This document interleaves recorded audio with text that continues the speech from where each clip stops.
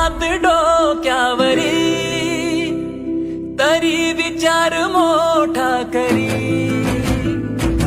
बांधले नशीब कपाळी, ओ देश प्रेमाची भूपाळी.